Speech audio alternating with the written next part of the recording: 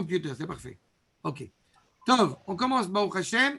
Si vous avez devant vous, on avait parlé de Beth Shammai. Encore une fois, je vous rappelle, quand c'est important à chaque fois de voir les cours de la semaine précédente pour toujours arriver à suivre le Mahalach. Mais ce qu'on avait expliqué effectivement, c'est du fait que la dimension nationale peut être un moyen aux yeux de Beth Shammai pour atteindre la sérénité, pour atteindre la présence d'Akadosh Baruch Hu, alors que Beth Hillel et Halakha et Beth Hillel met en évidence que le fait même, encore une fois, de cette dimension nationale, eh bien, est en elle-même la résidence d'Akadosh Baruch Hu, elle est en elle-même une source d'élévation, une source d'éclairage pour le monde entier. Et on avait parlé de Yamim Nichnasim et de Yamim Yotzim, okay, à savoir justement si on est en rapport vis-à-vis du passé ou vis-à-vis du futur. Beth Shammai voit encore une fois la finalité et c'est pour cela que dès le premier jour, il avait décidé de mettre 8 jours à la différence de Beth Hillel. C'est-à-dire,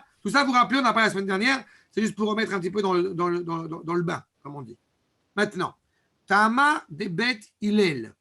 Je ne vois pas où c'est, mais si vous le voyez, tant mieux. Tama de Beth Hillel, Ma'alim Bekodesh ve'en Moridin. Vous êtes arrêté ici.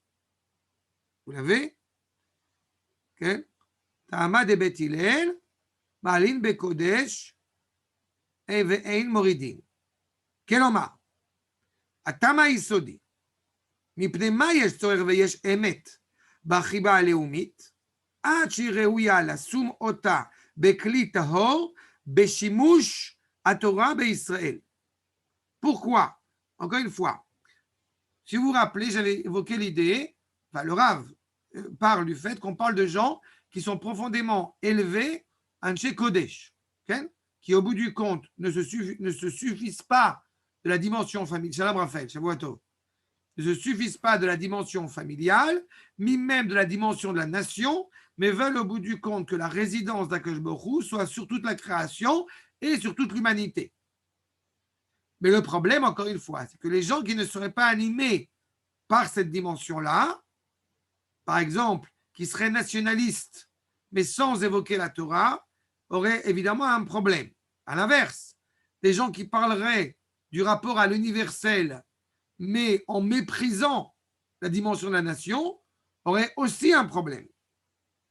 Donc le Rav nous dit clairement, il est fondamental que cette dimension nationale, elle soit inscrite dans un élément pur, animé par la Torah d'Israël. On parle encore une fois d'un rapport qualitatif, du bien divin.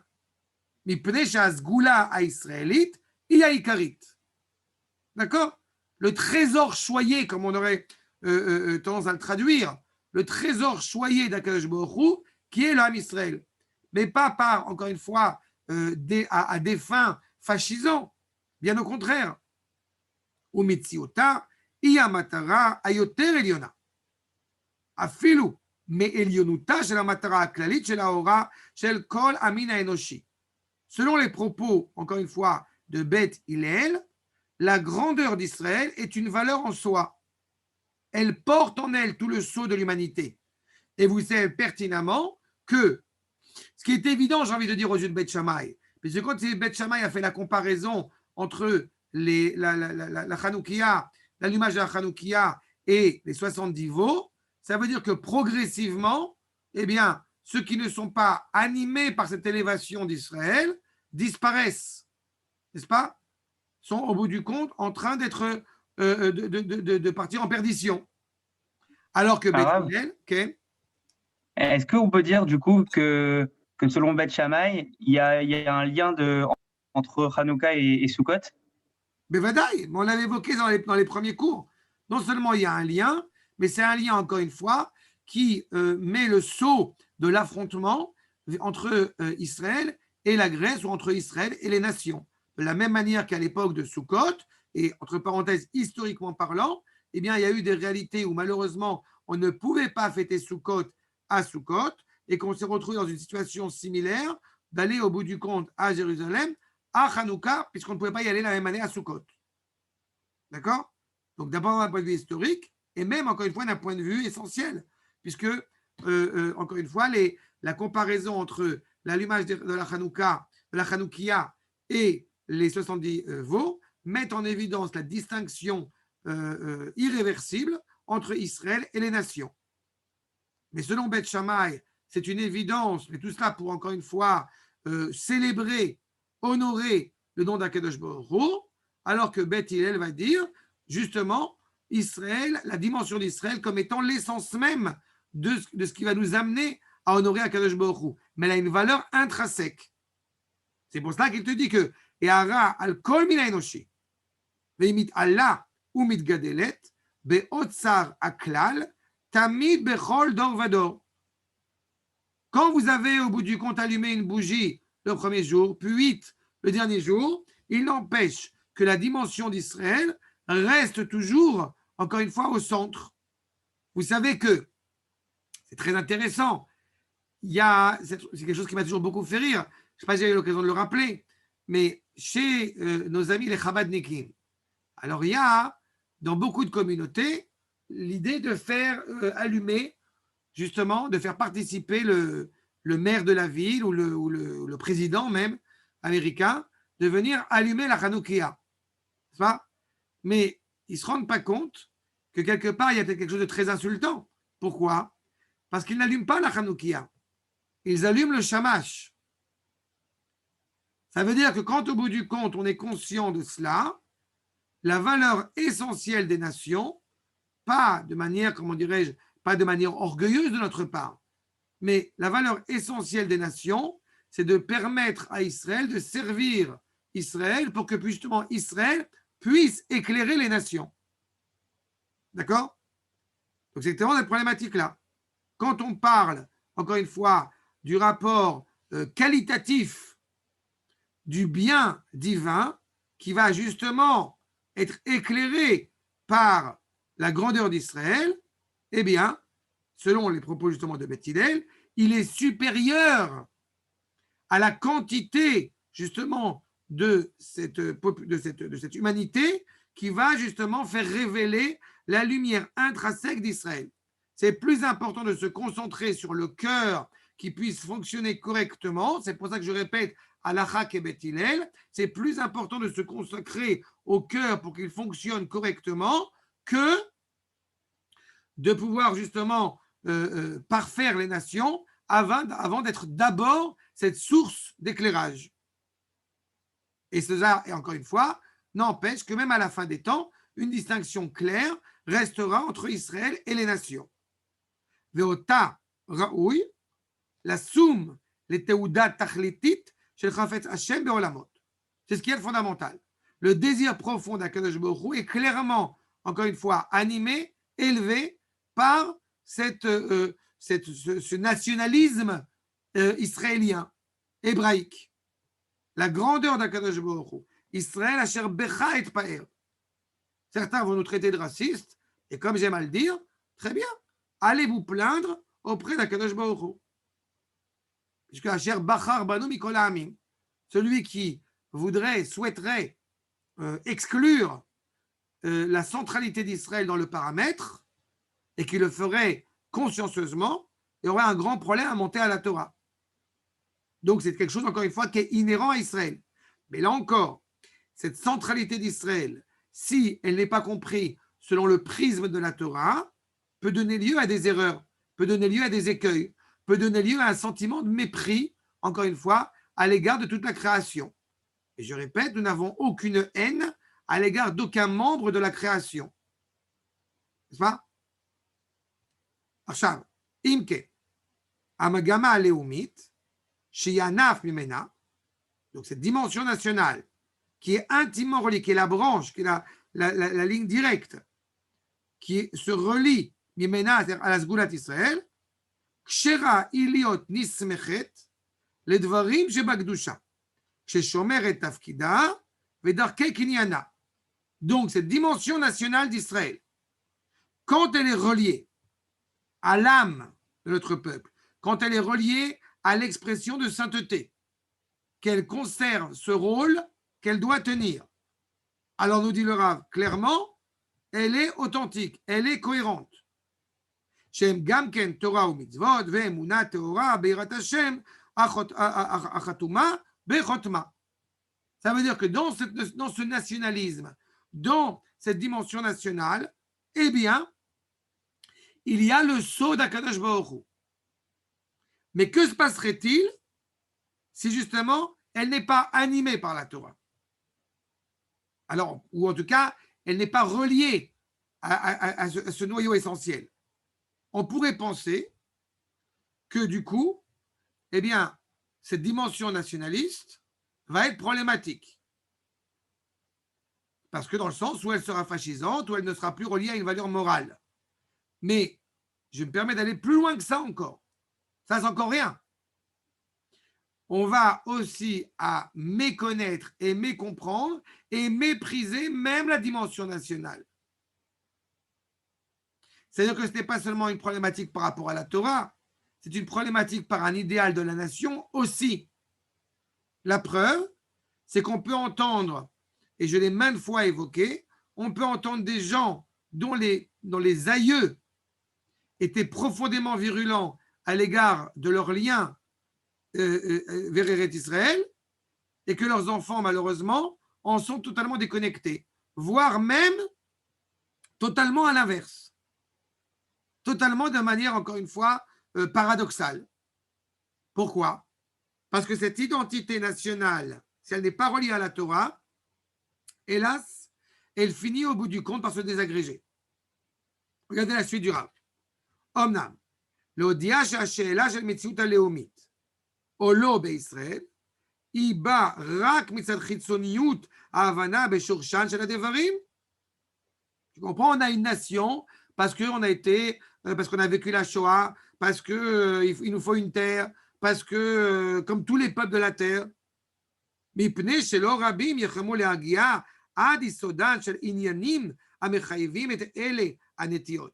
Encore une fois, cette indication nationale, elle peut être perçue comme quelque chose de profondément égoïste, n'est-ce pas? Si elle n'est pas comprise justement dans cette volonté de parfaire le monde, de pouvoir révéler le nom d'Akadosh Baruch Hu. Tout le monde, encore une fois, n'est pas forcément habilité à saisir cela. Mais ce n'est pas le cas, encore une fois, de Beth Hillel et de Beth Shammai. C'est pour ça que leur controverse, elle est importante, et c'est pour ça qu'on n'a pas dit au bout du compte que Beth Shammai a tort. On a juste mis en évidence qu'il y a une controverse au vu de quoi? Au vu essentiellement de la problématique de la réalité. De la problématique de ces gens qui vont puiser, qui vont forger cette identité ou nationale ou dite spirituelle, mais au bout du compte, en méprisant l'autre dimension. Aval, Chachmei Lev, Hemma Yashkifu ala Devarim Haikarim. Seuls ceux qui sont effectivement profondément animés par l'évocation de sainteté comprendre que cette controverse, au bout du compte, eh bien, est reliée à la même finalité. Il ne faut jamais oublier que quand on parle de marloquette entre Beth Hillel et Beth Shammai, sauf à l'Itkaim. Pourquoi? Parce qu'ils veulent tous les deux, justement, toucher du doigt la vérité. Leur objectif n'est que la vérité. D'achet, c'est marloquette, les Shem Shammai. Alors que dans une controverse entre justement Korach et Adato, je vous rappelle, il n'y a pas inscrit Korach et Moshe, c'est Korach et Adato.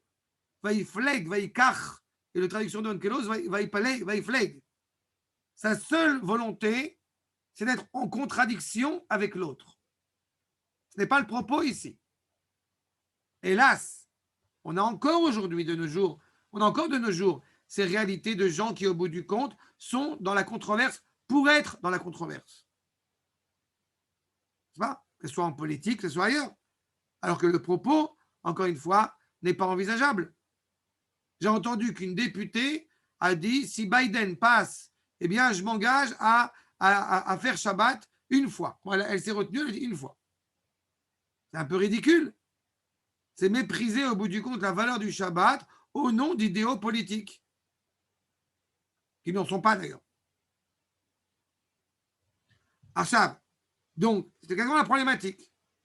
Alken, Azekenim, c'est-à-dire Achachamim, שהיו בצידן ו11 ואחד עשה כבית שמאי, ואחד עשה כבית הלל, נתן זה טעם לדבריו כנגד פרי החג. Que tu comprennes bien, justement, pour reprendre ce que m'a demandé tout à l'heure, je crois que c'est Jérémie, sur le rapport entre Hanouka et Sukkot. Les Chachamim qui vont dire justement, eh bien, on fait comme les veaux, les sacrifices qu'on a fait à la fête de Sukkot, loin de nous d'imputer à Beth Shammai un mépris pour la valeur de la nation. Chas Shalom. כלומר, הנטייה האחרונה של חפץ השם מצד הכמות הבאה על ידי ישראל ותורתו, כן? ואיך אמר, מעלים בקודש ולא מורידים. Puis encore une fois, il a fait ce rapport-là, je reprends les propos de Beth Shammai. Israël, le 15 Tishri, au bout du compte, se révèle dans toute sa grandeur. Et quand Israël se révèle dans toute sa grandeur, eh bien, les nations, elles aussi, s'élèvent. Mais au bout du compte, au fur et à mesure que la semaine, elle passe, si je puis dire, eh bien, on voit la distinction claire et évidente entre Israël et les nations. Et donc, le dernier jour reste le nom d'Akadosh Baruch Hu au bout du compte, dans toute sa splendeur. Il n'y a plus de distinction réelle entre Israël et les nations, puisque les nations, encore une fois, n'ont plus de valeur d'être face à Israël. Donc, au bout du compte, Moridim. Mais Beth Hillel va dire Ma'alim Bekodesh Velo Moridim. C'est-à-dire qu'au bout du compte, selon Beth Hillel, l'essentiel, c'est le cœur d'Israël. Et plus Israël est fort, plus Israël se renforce, plus effectivement le monde devra affronter cette réalité. כלומר, החפץ היותר נעלה היא הסגולה האיכותית. ועל זה נאמר אלו ואלו דברי אלוהים חיים. Ces mêmes chachamim qui au bout du compte ont compris que le sens de la controverse a une valeur exceptionnelle, a un sens exceptionnel. Puisque je répète, l'objectif, c'est le nom d'Akadosh Baruch Hu. Et le nom d'Akadosh Baruch Hu ne peut se révéler que en Israël, que par Israël. Donc, ce sont deux regards qui, d'une certaine manière, se complètent. Même si, comme je répète, Halakha et Beth Hillel. D'accord? C'est clair jusque-là? Yofi. Veraoui. La date, שהיסוד מוסיף והולך, ומכוון יפה לעומת הדעת, שמחשבתן של ישראל, היא קודמת לכל, והיא העיקרית. Je reprends. Quand on veut essayer au bout du compte, de comprendre cette idée de ajouter, okay, au fur et à mesure, alors nous dit le Rav, c'est assez en accord avec l'idée qu'effectivement Israël est le fondement de tout. Israël a précédé, je vous rappelle, l'idée d'Israël, qui est la garantie au bout du compte de l'humanité. Israël a précédé la création. On pourrait comprendre ça encore une fois de manière comment dirais-je, problématique. C'est-à-dire, au bout du compte, Israël est intouchable. Dans le sens où, au bout du compte, ce serait un idéal qui serait inaccessible. Non, parce que Israël a cette responsabilité. Mais on a une responsabilité qui fait que c'est elle qui va garantir la finalité de l'histoire, la finalité du projet. Donc Israël ne peut pas s'éteindre. Mitzad chashivut hamitziut shel goy kadosh kazeh. Encore une fois, l'utilité fondamentale qui fait que les cieux et la terre existent, au bout du compte, qui fait que le monde peut tenir debout, parce que Israël est au cœur, parce que Israël est au centre. ואף על פי שיש פנים במוסיף והולך לציין בו את ערך ההשפעה שישראל משפיעים על העולם כולו. Donc, évidemment, par là même, plus Israël est fort, plus il va influencer le monde, plus il va l'élever. Il n'empêche שכל שמצד עצמם של האומות האור פוחד והולך, et qu'à l'inverse, la réalité d'Israël tellement éclairante fait que justement les nations, elles, eh bien, s'amenuisent. והלאומיות שלהם, שלא נגבה לתכלית נשגבה ונצחית. La dimension nationale des nations, justement, n'est pas la finalité de l'humanité. Je vous rappelle que quand on dit Venivrichu becha kol mishpachot adama. On n'a pas dit kol umot adama. C'est-à-dire que les nations, justement, ce qui va les élever, c'est de comprendre que ce sont une seule, en tout cas, ou plusieurs familles. Alors, mais des familles de la terre, alors qu'elles se prétendent être des nations. Au fur et à mesure, il y a des mélanges, encore une fois, qui se créent, et on voit bien que le rapport à l'échelle de la nation commence à s'estomper dans le monde. À l'inverse, Israël, qui est une famille, se découvre comme étant justement une entité politique, Mamlechet Kohanim Vegoy Kadosh, qui justement a pour finalité d'être une nation. Aolechet hi umitmasmeset achechilukei haorot ivatlu. Pourquoi le Rav insiste sur ce point? Parce qu'on pourrait comprendre en disant qu'au fur et à mesure, eh bien, si on reprend l'idée de Beth Shammai, qu'au fur et à mesure, les distinctions entre Israël et les nations s'estompent.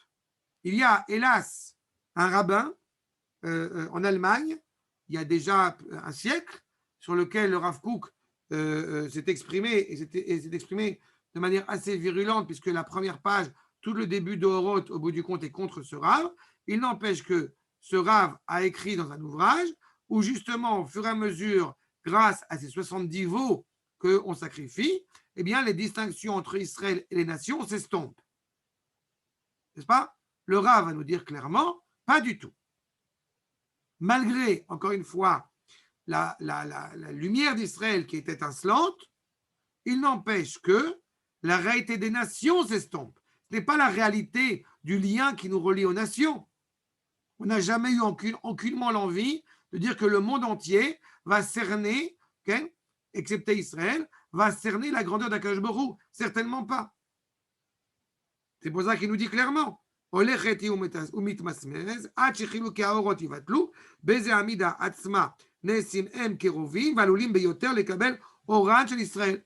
n'empêche que ces nations, effectivement, sont amenuies de leur lumière qui n'en est pas une et sont animées par la lumière d'Israël qui, elle, réellement les éclaire. Nimsa, chez les Gabé Israël, avait Mosif veolech, chez Mekablé Ashpaatam Nosafim. Au bout du compte, les nations vont recevoir, encore une fois, encore plus d'influence. Parce que la lumière des nations, je répète, a tendance à s'amenuire, et en parallèle, la lumière d'Israël, renforcée, n'est-ce pas, eh bien, révèle avec encore plus de valeur, avec encore plus de grandeur, la lumière divine. Et כאשר אנו מבחינים את יקרת ערך של אומה כזאת, c'est-à-dire ישראל, שכל תעודתה ותכליתה, חשקה ומהוויה, הוא להיטיב אל הכלל כולו כחפץ השם. Quand la volonté profonde, encore une fois, est de pouvoir donner sens, de donner existence à cette humanité comme désir d'Akadosh Baruch Hu. Je vous rappelle que l'étive, comme le rappelle le Ramban, n'est-ce pas, c'est donner existence à la créature. Donc, quand le peuple juif, justement, en étant qui il est, eh bien, il par là même contribue à améliorer le sort des nations, d'accord? Donc, anu mishtomemim al od erech hasgula ikara azot. On ne peut qu'en être émerveillé. On est sans voix à l'égard de la valeur de cette nation. Dieu sait combien dans l'histoire, et on en avait parlé la semaine dernière, et ça se poursuit encore de nos jours, Dieu sait combien dans l'histoire le peuple juif a fait preuve d'une noblesse exemplaire, d'une élévation morale exemplaire. D'accord? Rabotai, je ne vois plus. C'est bien, je vois. Ah voilà, il y a des gens. Alken. Aïkar, Ayoter Gavoa, et non nishar etzel atachlit shel ribouy amekablim. Je répète, puisque le nom d'Akadosh Baruch Hu doit, selon l'école de Beth Shammai, doit perdurer, doit être présent, alors on aurait pu croire qu'au bout du compte, la présence d'Israël est diminuée. Et là, justement, eh bien, ce n'est pas le cas. Pochet veoler ne veut pas dire qu'au bout du compte, la valeur d'Israël disparaît. Bien au contraire. Elle se fait d'autant plus grande. Mais avec un seul objectif, le nom d'Akadosh Baruch Hu bien présent. Puisque le mal disparaît. Puisqu'au bout du compte, au fur et à mesure que la semaine de Sukkot elle passe, le mal, justement, disparaît totalement. Donc la connaissance d'Akadosh Borou se fait avec d'autant plus de force, mais qu'on ne comprenne pas en cela que l'essentiel d'Israël serait de servir les nations. Certainement pas. Okay? C'est-à-dire les nations. Et aora filou mitzadzot ateuda atzma shel hashpa'ata, comme si on n'avait qu'un seul rôle au bout du compte qu'on va retrouver chez justement dans l'idée des chrétiens que Israël au bout du compte est le bouc émissaire et celui qui se sacrifie pour les nations. Certainement pas. Qui etzel amishpat ba'atzma. Mais si ce n'est justement chez l'influenceur lui-même. Mitzad gulata liot leor olam. Donc, même pour Beth Shammai, au bout du compte, la finalité, en tant que telle, elle est claire qu'elle reste dans le cœur d'Israël. Elle reste dans la luminosité d'Israël. Même si elle a une implication sur les nations, il n'empêche qu'au grand jamais, elle aurait une finalité, au bout du compte, eh bien, à s'ignorer en tant qu'identité hébraïque. Alker, yes le saïd b'mitzvah zu, et à erech hanirsham be'Israël, shou mossi ve'olech. Ou mimele, okay? Donc ça continue la valeur d'Israël, ou mimele. Adavar makbil, imatziur hasheni, sheyesh b'mossi ve'olech mitzad hasgula atzmit. Plus ça va, plus encore une fois, la valeur d'Israël s'exprime de manière encore plus forte, encore plus évidente. Je reprends un exemple. Même si je l'ai déjà pris, ce n'est pas grave parce que ça vaut le coup de se rappeler. Quand, au bout du compte, quand le Premier ministre avait décidé, avait annoncé au monde entier que Jérusalem était clairement la capitale de l'État d'Israël, et si je me souviens bien, justement, c'était en cette période. Il n'y a pas si longtemps que ça. Et que tout le monde avait une grande crainte en disant justement, ça va être la Troisième Guerre mondiale. Et qu'au bout du compte, il n'y a pas eu la Troisième Guerre mondiale.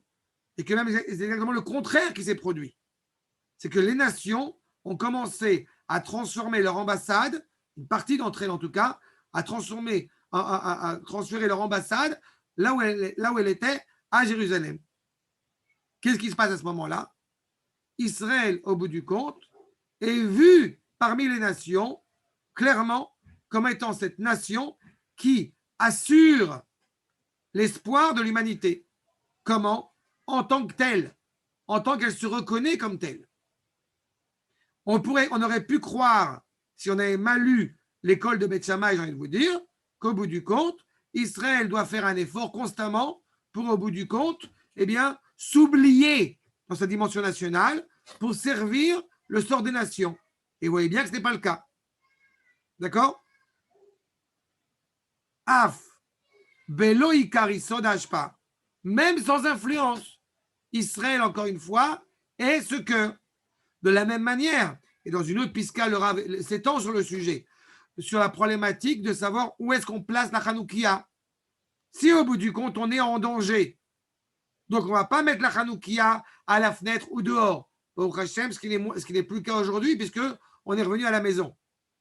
Mais on va le mettre sur la table du salon. On pourrait éventuellement ne pas l'allumer si on est en danger. Non. Il faut que nous conservions pour nous-mêmes cette lumière intense, cette force qui est, encore une fois, inaltérable, qui est irréversible et qui se révélera même aux yeux des nations au moment où elle peut se révéler. Il y a aujourd'hui dans la synagogue dans laquelle j'ai parlé, j'ai commencé à leur faire des halachot aussi sur Hanouka, et quelqu'un a posé la question qui habite malheureusement c'est très bien qu'elle habite là-bas, mais c'est pas toujours évident. Elle habite dans la vieille ville de Akko, et elle m'a demandé justement pour allumer la Hanoukia, est-ce qu'il vaut mieux l'allumer réellement à la fenêtre, alors qu'il y a plein de goyim autour, là, les noms, ou ça ne sert à rien. Et je lui dis, d'autant plus important d'allumer la Hanoukia au visage des Arabes. C'est fondamental. Pour qu'ils entendent, encore une fois, cette parole, j'ai envie de dire, de gré et de force. De gré ou de force. C'est exactement la problématique. Parce que Baruch Hashem, on est rentré chez nous, donc il faut pouvoir assumer cette force, cette gvoura, encore une fois, au nom d'Akadosh Baruch Hu, à la face des nations. Donc, même si cela n'aurait éventuellement pas d'influence sur eux, ce qu'on peut toujours espérer, il n'empêche que ça a aussi une valeur en soi. D'accord? Ve'advarim alalou, matimim liot yisod aleumi be'Israël, banouy alomek haemet. L'instinct nationaliste qu'on va trouver en Israël, il est fondé sur la vérité, même si on n'en est pas conscient. Aucun instinct nationaliste dans le monde n'est fondé justement sur une parole vraie. On ne rentre pas dans sa Nefashot parce que Baruch Hashem, on est d'abord un état de droit. On n'est plus en galoute. N'est-ce pas? À chaque fois que les gens parlent de Sakanat Nefashot, on a un problème. Parce que Sakanat Nefashot, je ne t'ai pas dit qu'il fallait maintenant se promener dans la forêt en pleine nuit. Mais Sakanat Nefashot, quand on parle encore une fois d'une mitzvah, alors c'est fondamental de pouvoir l'accomplir à sa juste mesure parce que justement, on a le privilège d'être en Israël. Si on rentrait Sakanat Nefashot et Pikuach Nefesh toutes les 2 secondes, alors d'abord, on ne va pas à l'armée, ensuite, on n'installe pas des caravanes n'importe où, et etc., etc. Et c'est belle lurette que Chaz V'Chaïla, on aurait abandonné le Kever Yosef sous prétexte que c'est Sakanat Nefashot. Non, on va y aller, Betioun, avec un bus. Mais ça reste dans cette cohérence, encore une fois, de faire preuve de respect, encore une fois, et de cohérence à l'égard de nos pères, à l'égard de notre identité. Baruch Hashem, depuis maintenant plus de 72 ans, nous ne sommes plus en galoute. Donc, on ne met pas la Hanoukia dans son salon. On la met à la face de la fenêtre. Okay. Et quelqu'un qui est en galoute, qui, à votre avis, doit mettre à la fenêtre et montrer qu'il y a une maison juive ici, ou la mettre sur sa table et pas se montrer. Je vais bien juste de corriger pour la sémantique. Il n'est pas en galoute, il est en gola. C'est-à-dire. Quelle est la différence? La gola, c'est qu'au bout du compte, il est en dehors d'Israël. La galoute, c'est une dimension ilchatique. C'est une situation. L'âme Israël, aujourd'hui, depuis 72 ans, n'est plus en galoute. D'accord? Je me permets d'insister sur ce point et je vais te répondre tout de suite. Mais si c'est l'occasion déjà, de la même manière que quand, je vous rappelle, on fait le Hallel, Ayen Sham Sham Rambam, j'ai encore cité aujourd'hui parce que c'est tellement évident, mais il faut le rappeler, que quand on fait le Hallel pendant 8 jours, c'est parce qu'est revenue l'entité politique en Eretz Israël. D'accord? En général, on parle de Galout Yavan, alors c'est vrai que la majeure partie du peuple juif, malheureusement, était en dehors d'Eretz Israël à ce moment-là, mais ce n'est pas pour ça qu'on parle de Galout Yavan. C'est parce qu'il n'y avait pas d'autonomie politique en Eretz Israël. Et à partir du moment où il y a une autonomie politique en Eretz Israël fixée selon 2 paramètres, l'un, l'économie, la deuxième, Tzahal. Donc, à partir du moment où il y a une armée et une économie, nous ne sommes plus en galoute. C'est-à-dire? Et c'est pour ça qu'on fait le Hallel, puisque je rappelle le Rambam, parce qu'est revenue la royauté en Israël pendant plus de 200 ans. Et aussi catastrophique fut-elle, il n'empêche que l'idée même qu'elle soit revenue justifie le fait qu'on fasse le Hallel à Yom HaTzavot, à Hanouka. C'est-à-dire? Voilà, ça c'est le premier point. Et le deuxième point, quand un juif est en Gola, effectivement, et il est en danger, d'abord, dans la mesure du possible, bien qu'il essaye de revenir à la maison, c'est quand même plus sympathique. Mais dans le cas où il ne peut pas, évidemment, il ne va pas se mettre en danger. Et c'est une réalité en France. Donc, non, mais ma question, c'est pas à la fenêtre.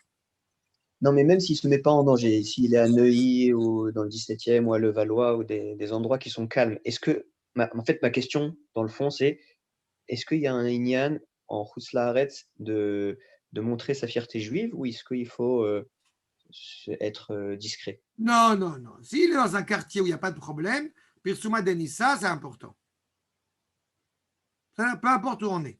La seule raison, on a dit pourquoi est-ce qu'il fallait, ce que dit la Gemara, la seule raison pour laquelle on mettrait éventuellement la Hanoukia chez soi dans son salon, c'est quand il y a Sakanat Nefashot. Mais en Israël, je répète, en Israël, c'est un devoir justement de Gvura. D'accord?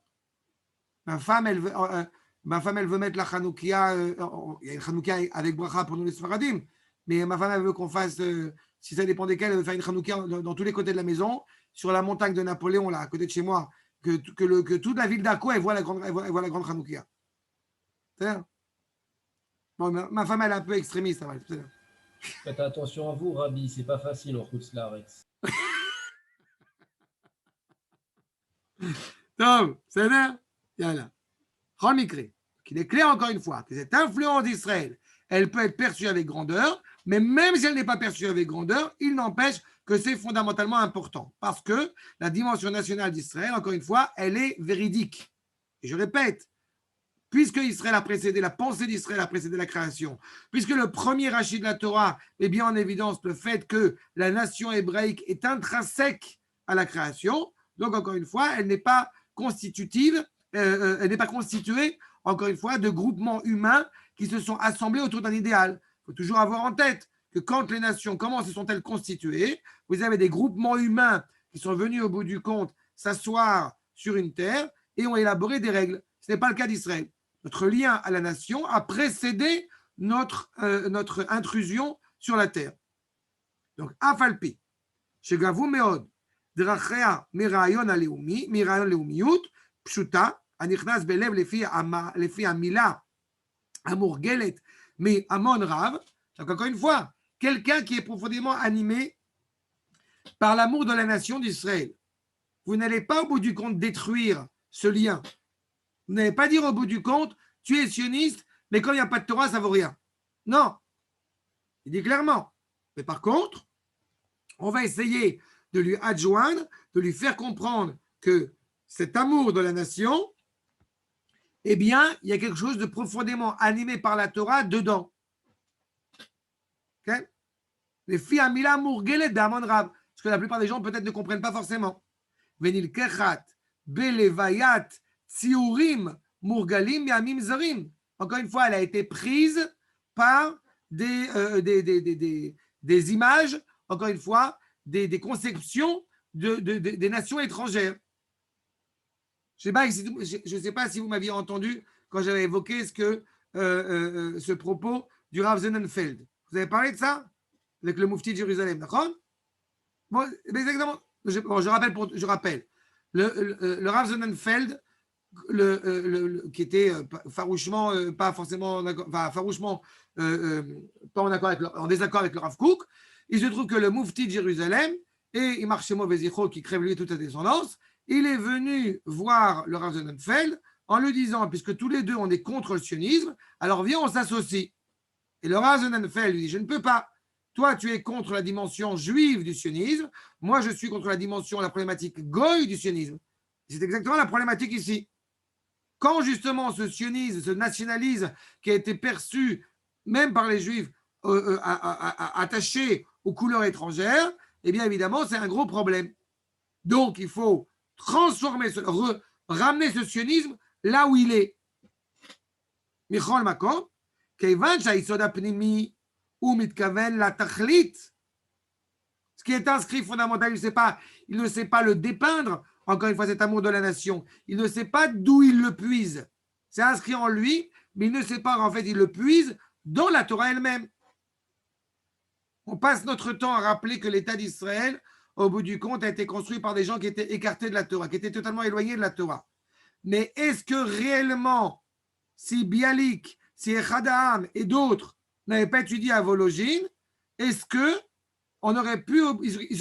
auraient pu arriver à là où ils sont arrivés? Eh bien, je ne le pense pas. Est-ce que si vous avez dit à Khadam, grand-père, il aurait pu arriver là où il est arrivé? Je ne le pense pas. Vous avez dit à Khadam. Okay. Quoi, il a étudié là-bas, lui? Khadam, il était à Vologine.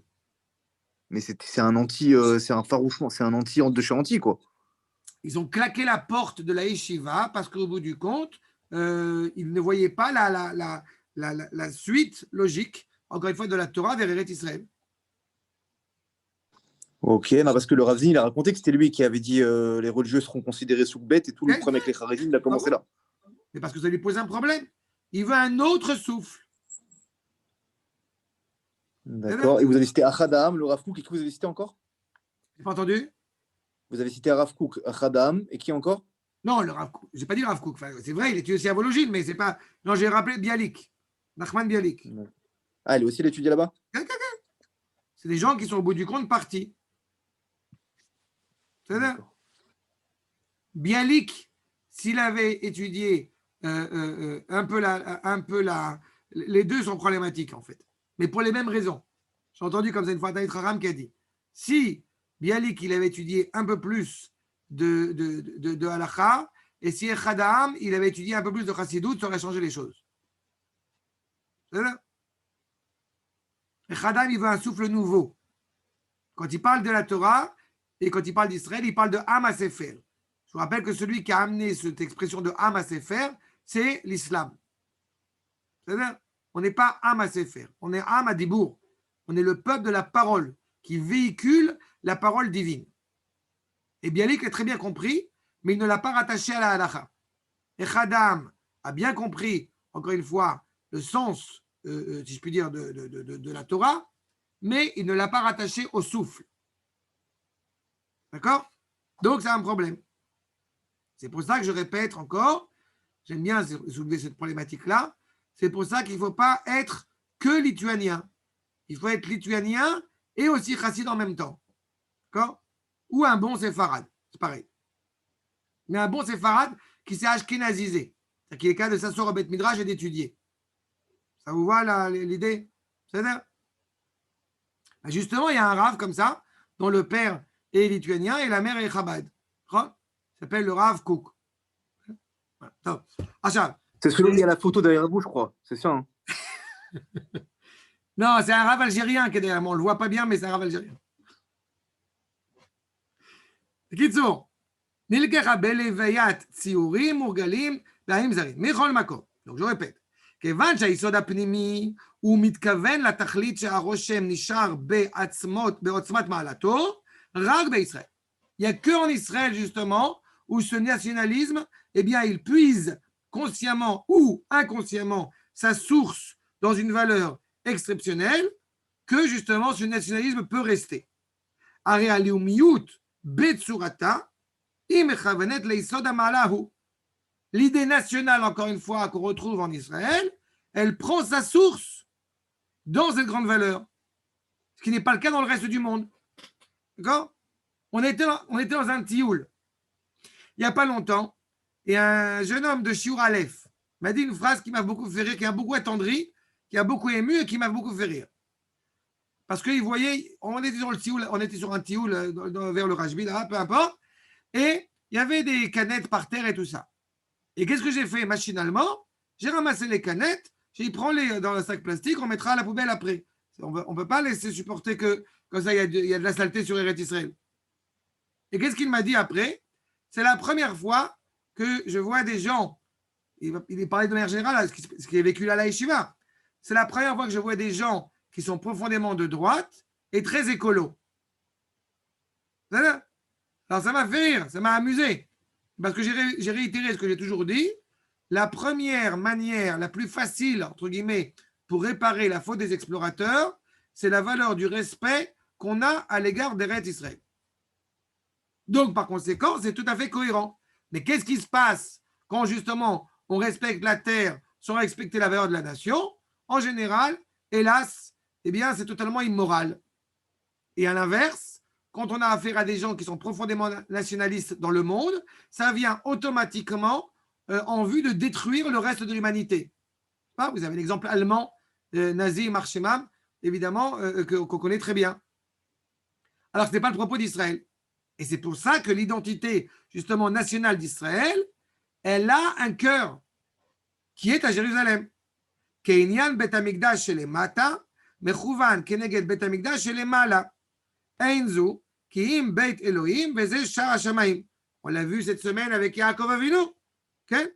Il y a au bout du compte un lien exceptionnel entre justement l'idéal céleste, l'idéal divin et justement la Kedusha, l'évocation de la sainteté d'Eretz Israël.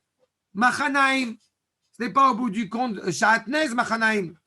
C'est l'évocation justement des malachim de Chutz Laaretz et des malachim d'Eretz Israël qui se rencontrent. L'idéal divin, n'est-ce pas? L'idéal divin et l'idéal national qui sont en symbiose.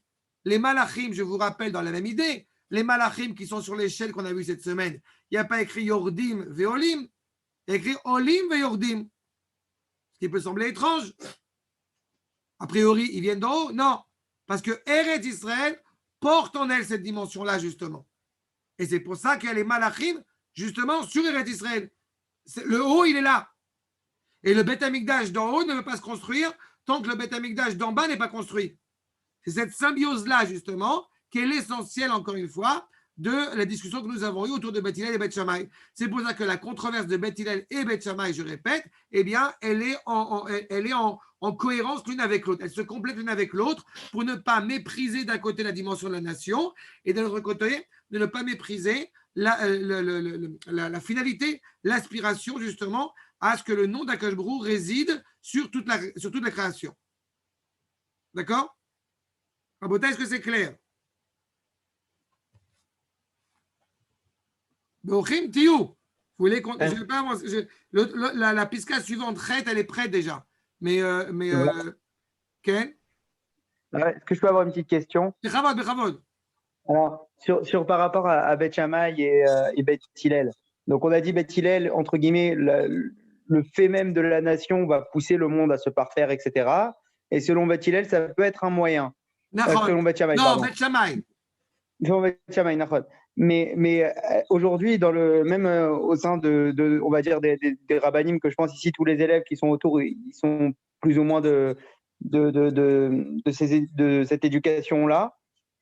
On voit qu'il y a plusieurs sortes de rabbanim, un peu comme le Rav Zini, qui sont très centrés sur Eretz Israël. Il y a d'autres rabbanim qui sont plus faut aller voir les nations, il faut faire des bnei noach, etc. Alors, elle est où le juste milieu par rapport à ça, justement? Parce que si on se doit d'être Beth Hillel, alors comment il y a plein de rabbanim qui se témoignent aussi d'être des élèves du Rav Kook, etc., qui carrément vont voir les nations pour essayer de faire. Enfin voilà, comment se sortir là-dedans, quoi? D'abord, par rapport à la problématique que tu soulèves, je vais te dire ce que j'ai déjà dit la dernière fois de la façon suivante. Le Rav Kook est un Talmid Chacham exceptionnel qui a déjà pensé, réfléchi à la finalité. D'accord?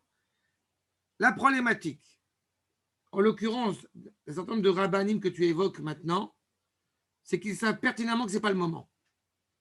C'est-à-dire, seulement, ils le font parce qu'il faut qu'on avance. Quand ces rabbanim-là, en tout cas ceux que je connais, n'ont aucun doute, que ce soit le Rav Aryeh Steren qui a participé au format des Bnei Noach, de l'organisation des Bnei Noach, ou que ce soit le Rav Mordechai Shriki, ou que ce soit le Rav Uri Shirki, en l'occurrence, n'ont aucun doute sur la valeur, sur la centralité d'Israël. D'accord? Seulement, je ne suis pas certain qu'ils sont toujours perçus à leur juste mesure.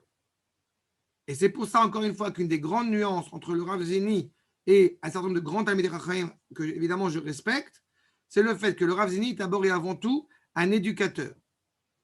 Et quand je parle d'éducateur, ce que je veux dire par là, c'est-à-dire qu'il est conscient, encore une fois, des implications problématiques, pédagogiques ou voire anti-pédagogiques qui peuvent sortir de certains phénomènes actuels.